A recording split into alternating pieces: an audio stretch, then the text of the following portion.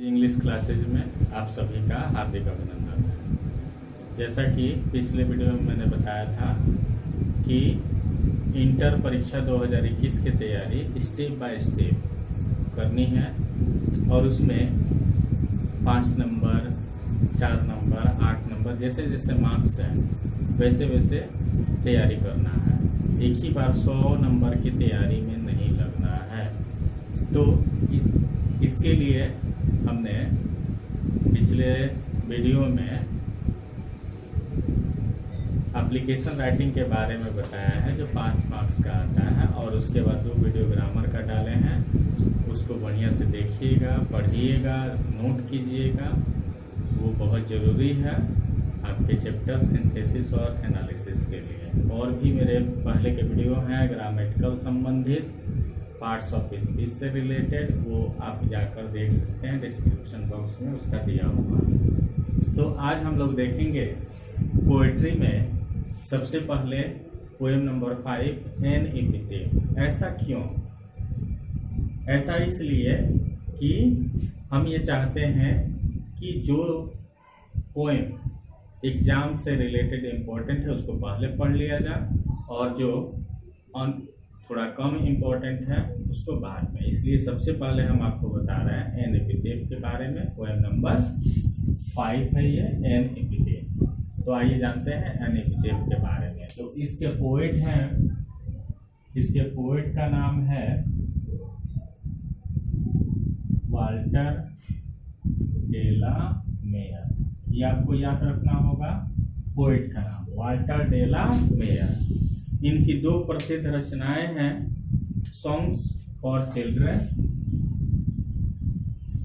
Songs for children और peacock पाई।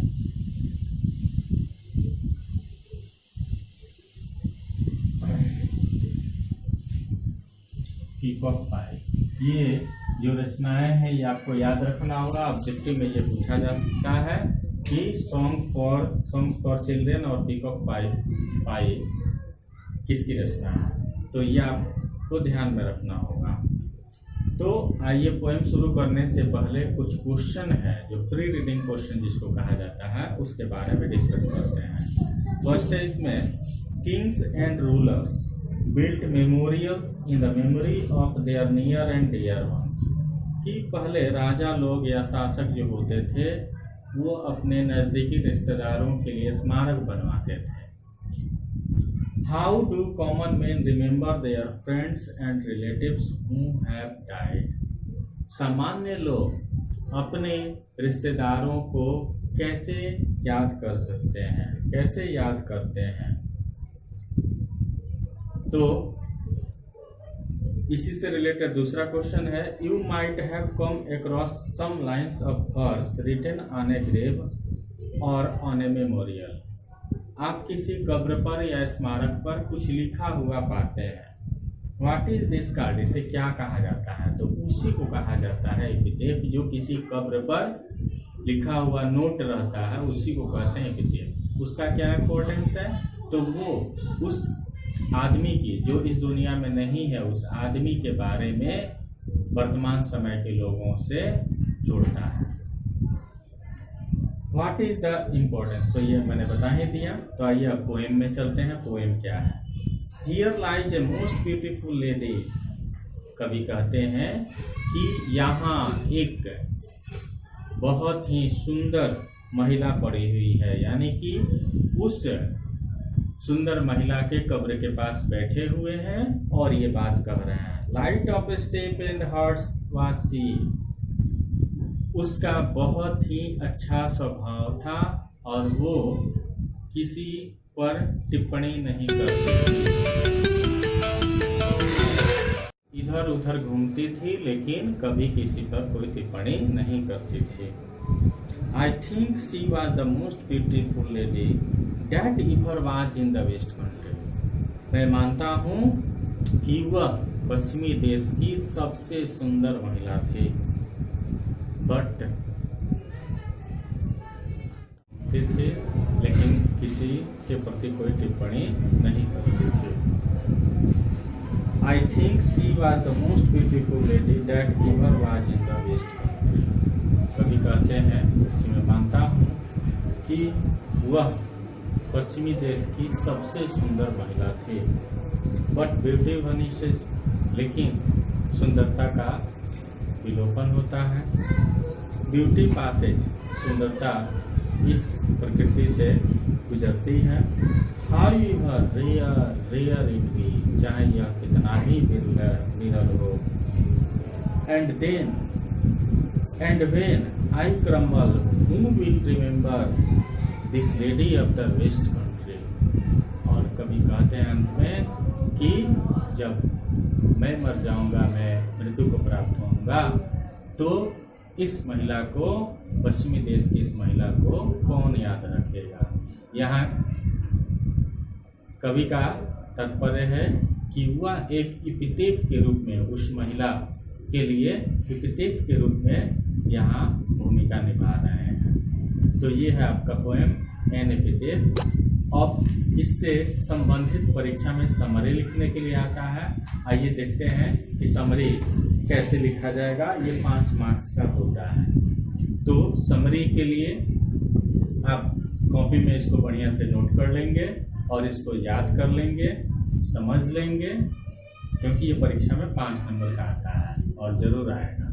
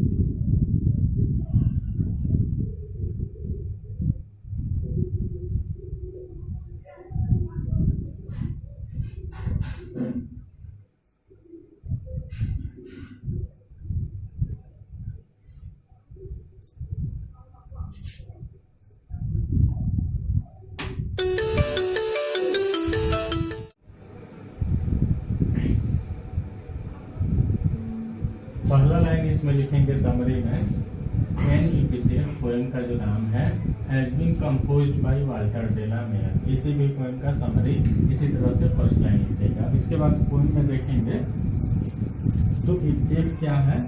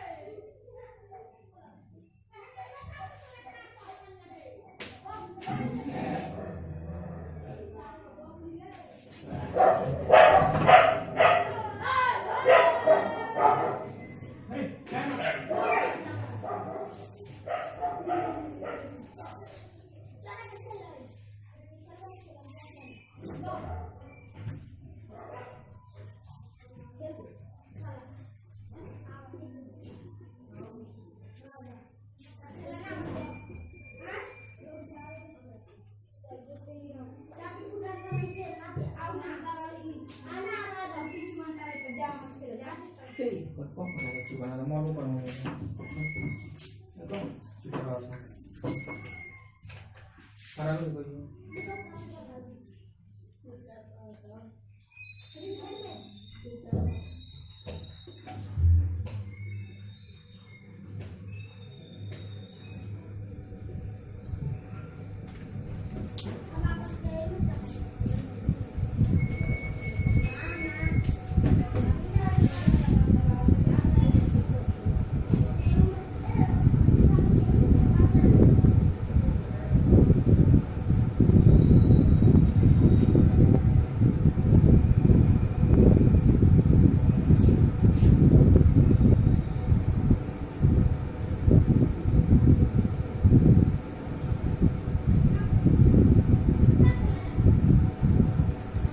ये है आपका समरी यानी कि थेफ्ट का। देखिए कैसे लिखा गया है। सबसे पहले बताया कि पोएम का नाम लिखेंगे और है composed by Walter de la Mare. कवि का नाम हो गया। यानी कि थेफ्ट is an inscription on a tomb in memory of the dead. The poet makes us aware of the inhuman condition of modern life. He says that one of the most beautiful lady is lying here. She had the habit of moving here and there and had no commitment. He thinks that she was the most beautiful lady of the West Country, but beauty disappears and passes from nature, however rare it be. At last he says, who will remember this lady after his death? In this way, he is playing the role of an epitaph in this poem. ये है summary. इसको बढ़िया से copy में लिखेंगे, याद करेंगे, क्योंकि ये परीक्षा के लिए बहुत इम्पोर्टेंट है 2021 के लिए। कॉपी में के लिए बहुत बहुत धन्यवाद। यदि आपको ये वीडियो अच्छा लगे तो इसको लाइक करेंगे, सब्सक्राइब करेंगे और अपने दोस्तों के पास शेयर करेंगे। धन्यवाद।